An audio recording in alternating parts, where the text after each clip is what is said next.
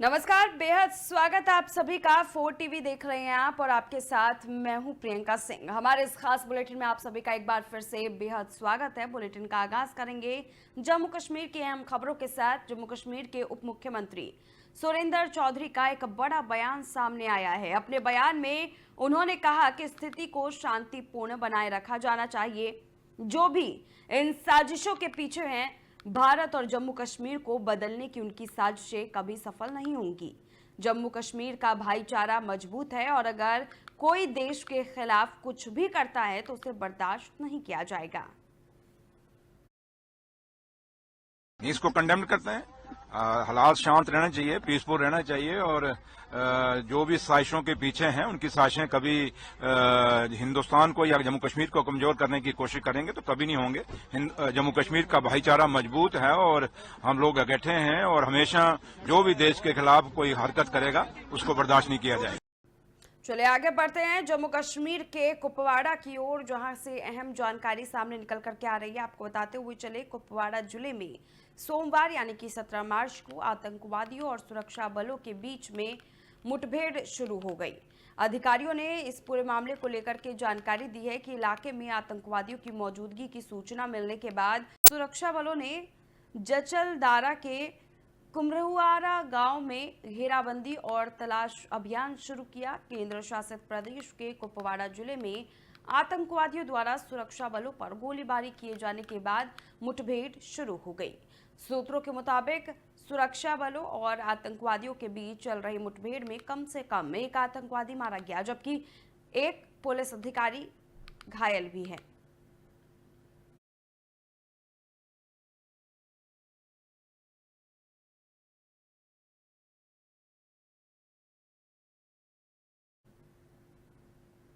चलिए अगली खबर की ओर रुख कर लेते हैं, गांदरबल की ओर, जहां से अहम जानकारी सामने निकल करके आ रही है। गांदरबल में डिविजनल फॉरेस्ट ऑफिसर डीएफओ कार्यालय पर सिंध वन प्रभाग के 256 दिहाड़ी मजदूरों ने लंबित वेतन जारी करने और ड्यूटी पर बहाल करने की मांग को लेकर के बड़े पैमाने पर विरोध प्रदर्शन किया।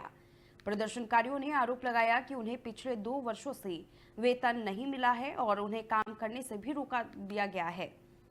पीड़ित कर्मचारियों का यह भी कहना है कि वे पहले मुख्यमंत्री और गांदरबल के विधायक उमर अब्दुल्ला से मिले थे, जिन्होंने उन्हें आश्वासन दिया था कि उनकी मांगों को 1 सप्ताह के भीतर हल कर दिया जाएगा। हालांकि 6 महीने बीत चुके हैं और उनकी समस्याओं का समाधान नहीं हुआ है।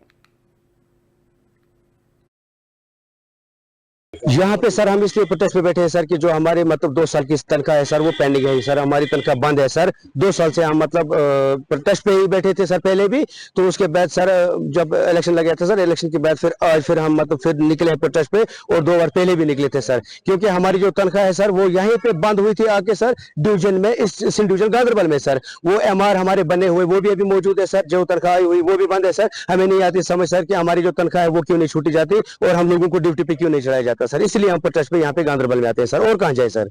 किताब सादा रहेगी कब तक, कभी तो आगाज बाब होगा।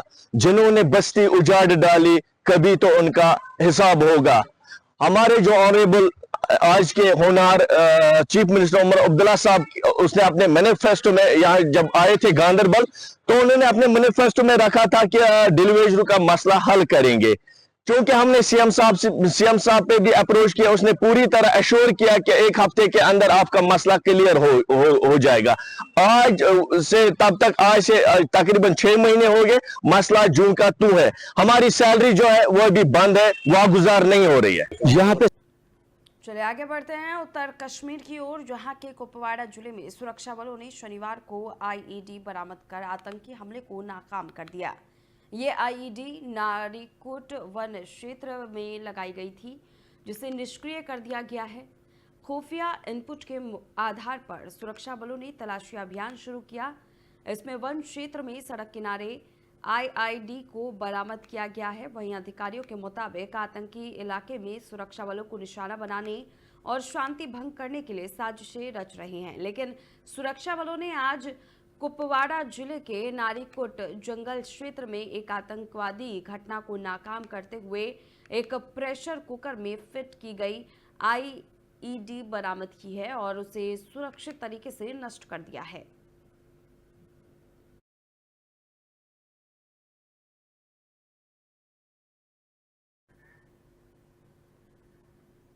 चलिए आगे बढ़ते हैं। जम्मू कश्मीर विधानसभा की कार्यवाही में जोरदार हंगामा देखने को मिला।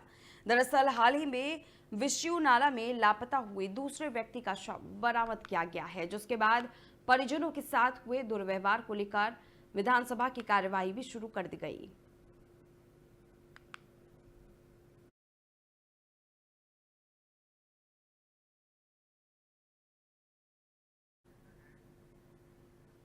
और वहीं डायलिसिस मरीजों ने श्रीनगर के शेर कश्मीर पार्क में विरोध प्रदर्शन किया और कहा कि अस्पतालों में आयुष्मान भारत योजना के मुताबिक हमारा इलाज नहीं किया जा रहा है और हमें नकद भुगतान करने के लिए कहा जा रहा है।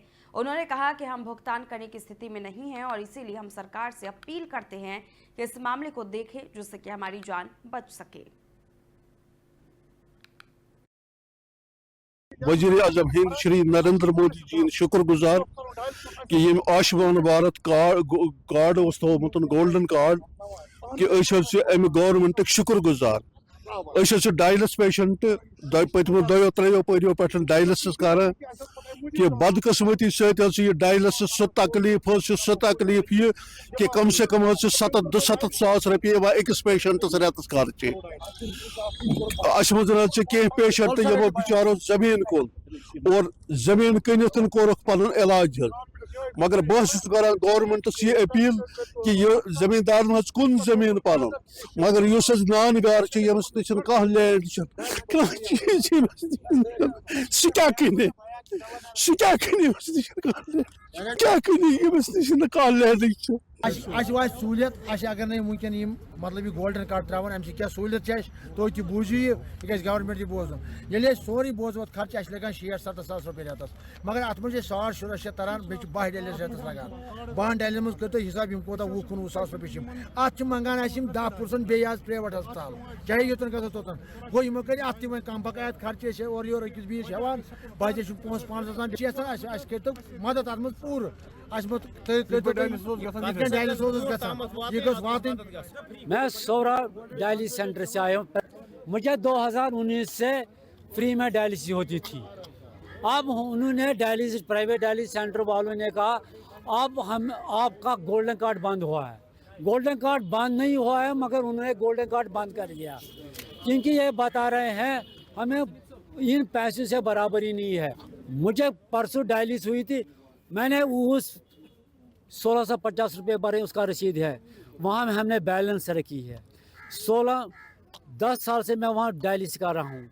अब मुझे कमाने वाला कोई नहीं है, घर में बैठे हैं। ये उमर है बसवरा पे मे नाम गुलाम नबी मीर तो बस सोवरे डायलिसिस करान वेलकेयर डायलिसिस सेंटर करान 2017 पे सह डायलिसिस करान 2019 मज गई गोल्डन कार्ड चालू तत पे डायलिसिस करान। तम पे गई कम आज हसा नव रूल वन गोल्डन कार्ड सह बंद। दोक अमुक वजह क्या दोक अस दिवान 2300 रुपये और गवर्नमेंट अस हेवान तक 6,500 नकद पेमेंट। अस तूत हिसाबा कह अस दवा सो बराबरी तो कत अनो गोल्डन कार्ड डायलिसिस खतर पोस। गवर्नमेंट गुजारिश करान कि मेहरबानी कर। वजीर आजम हिंद श्री नरेंद्र मोदी जी शुक्रगुजार। चलिए आगे बढ़ते हैं। बात अब पुंछ की करेंगे। पुंछ से खबर सामने आ रही है, जहां इमाम हसन के जन्मदिवस के मौके पर अंजुमन जाफरिया ने विशेष कार्यक्रम आयोजित किया, जिसमें खुशी के इस मौके को मनाने के लिए एक स्टॉल लगाया गया। शफीक हुसैन बाबा की तरफ से ये आयोजित किया गया था। इस कार्यक्रम में देश की सुरक्षा और समृद्धि के साथ साथ सभी नागरिकों के बीच आपसी भाईचारे को मजबूत करने के लिए दिल से प्रार्थना की गई। साथ ही उदारता और समुदाय की भावना को जोड़ते हुए उपस्थित लोगों को इफ्तार की चीजें भी बांटी गई, जिससे एकता और साझा उत्सव की भावना को बढ़ावा मिला। बता दें कि ये कार्यक्रम शांति, करुणा और एकजुटता के मूल्यों की एक मार्मिक याद दिलाता है, जो इमाम हसन की शिक्षाओं के केंद्र में है। बिस्मिल्लाहिर्रहमानिर्रहीम।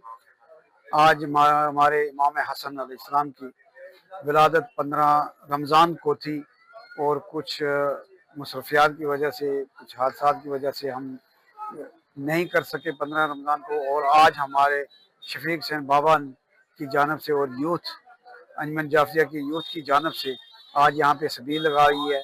और सबील में हमने इफ्तार के लिए खजूर वगैरह भी रखे गए हैं और हम ये दुआ करते हैं अल्लाह ताला से कि यहाँ पे अमन रहे, भाईचारा रहे, जैसे भी हमारे यहाँ पे हिंदू मुस्लिम भाईचारा है।